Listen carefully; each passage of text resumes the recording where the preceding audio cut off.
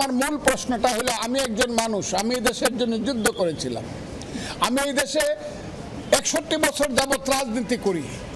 কাজে আমার এই দেশে নিশ্চিন্তে নির্বিঘ্নে বাঁচার অধিকার আছে।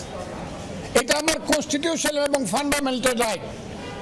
এই রাইট, এই অধিকারের উপরে আজকে আমি দেখছি বাধা পড়ছে, আমাকে হত্যা করতে চায়। এবং বিদেশ থেকে কিছু ইউটিউবার, বিশেষ করে ফ্রান্স থেকে কয়েকদিন আগে 2 জন ইউটিউবার অর্ডার দিয়েছে আমাকে হত্যা করার জন্য। এবং কালকে রাত্রে বা পরশু রাত্রে দেখলাম এরা সবাই জামাতের লোক, তারা বলেছে ফজলুর রহমানকে গলা কেটে হত্যা করতে হবে ইত্যাদি ইত্যাদি।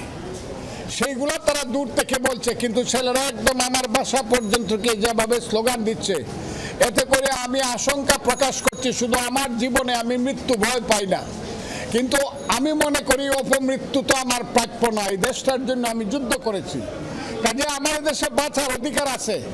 আপনাদের মাধ্যমে আমি সারা বাংলাদেশের 18 কোটি মানুষের কাছে জিজ্ঞাসা করতে চাই, হে বাংলাদেশের মানুষ, আমি তো আজ থেকে 54 বছর আগে আপনাদের জন্য যুদ্ধ করেছিলাম। আজকে যে সন্তানেরা আমার বিরুদ্ধে স্লোগান দাও, তোমাদের জন্য একটা স্বাধীন দেশ সৃষ্টি করার জন্য আমি যুদ্ধ করেছিলাম। তোমাদের কাছ থেকে কি আমি অপমৃত্যুটা আমার কাম্য?